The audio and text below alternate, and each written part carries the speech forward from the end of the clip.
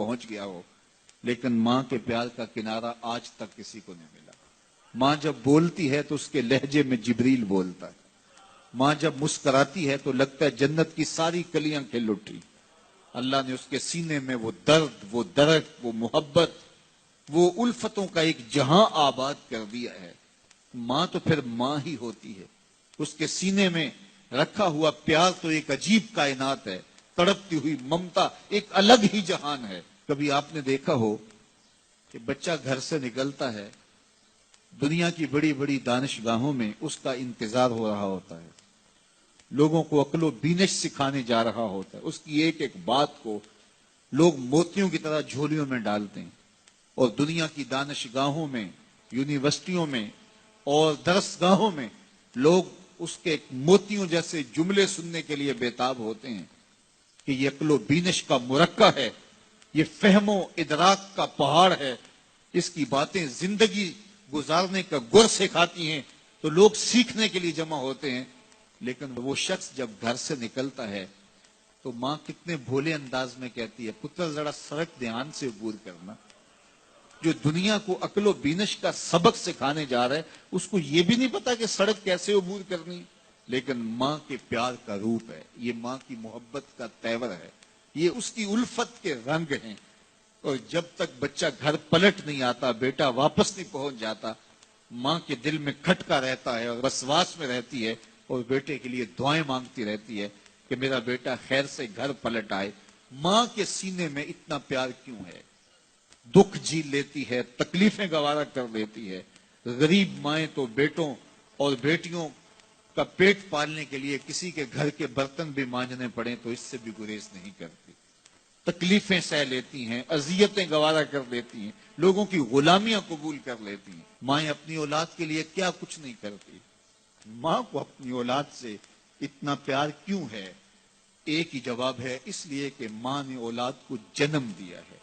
میرے جملے کو دل کے کانوں سے سننا، جس ماں نے جنم دیا ہے وہ اتنا پیار کرتی ہے، تو جس رب نے خلق کیا ہے وہ کتنا پیار کرتا ہے۔ جنم دینے والی کے پیار کا ٹھکانہ کوئی نہیں، تو جو خلق کرنے والا ہے اس کے پیار کا اندازہ کون کر سکتے؟ تو ماں گوارا نہیں کرتی کہ میرا بیٹا بھوکا رہے، تکلیف میں رہے، بیٹا بھوک میں تڑپے تو ماں بے چین ہو جاتی ہے۔ تو جو 70 ماؤں سے زیادہ پیار کرتا ہے، اس نے کیسے گوارا کر لیا کہ میرا بندہ بھوکا رہے؟ سحری کا کھانا کھایا ہے، کڑکتی دوپہر ہے، برستی گرمی ہے، زباں پہ پپڑی جم گئی، حلق خشک ہو گیا، کھانے کے لیے پینے کے لیے سب کچھ میسر ہے، لیکن کہا نہیں ایک گھونٹ بھی نہیں لینا، وضو کرتے بھی احتیاط کرنا ہے، حلق سے نیچے کوئی قطرہ اتر نہ جائے، کچھ کھانا بھی نہیں ہے۔ 70 ماؤں سے زیادہ پیار کرنے والے رب نے یہ کیسے گوارا کر لیا؟ اس مسئلے کو سمجھنے کے لیے پھر دوبارہ ماں کی آغوش میں آنا پڑے گا۔ بیٹا بیمار ہو گیا، ماں ڈاکٹر کے پاس لے گئی، اس نے دوا تجویز کی، سیرپ لکھا، وہ کڑوا تھا، بیٹا پیتا نہیں، ماں نے زبردستی اس کو لٹا لیا، اس کا حلق کھولا، منہ کھولا، اس میں قطرے سیرپ کے ٹپکا رہی ہے، بچہ چیختا ہے، روتا ہے، لیکن جو وہ قطرے حلق سے نیچے اترتے جاتے ہیں، ماں کے چہرے پہ طمانینت آتی جاتی۔ کیا ماں صفاق ہو گئی ہے؟ نہیں۔ ماں کی ممتا چھن گئی؟ نہیں۔ وہ جو بیٹے کی آنکھ میں آنسو نہیں دیکھ سکتی تھی، وہ تڑپتے ہوئے بچے کو دیکھ کے مطمئن کیوں ہے؟ کیا ماں کی ممتا رخصت ہوگی؟ جواب نہیں۔ تو پھر کیوں ماں اتنی خوش ہے؟ کہا بیٹا نہیں جانتا، ماں جانتی ہے، چند لمحوں کی تکلیف ہے، کچھ لہجوں کی کڑواہٹ اور تلخی ہے، لیکن یہ سیرپ جب معدے میں اترے گا تو نتیجہ شفا کی صورت میں برآمد ہوگا۔ ماں کی نگاہ اس کڑوے سیرپ پہ نہیں، ماں کی نگاہ نتیجے پہ ہے۔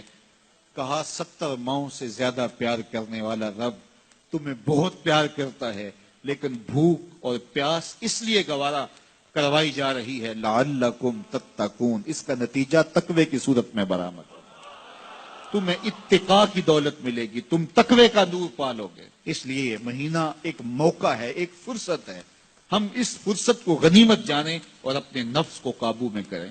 روزہ ہمیں بہت کچھ سکھاتا ہے، اس سے وہ سب کچھ سیکھیں۔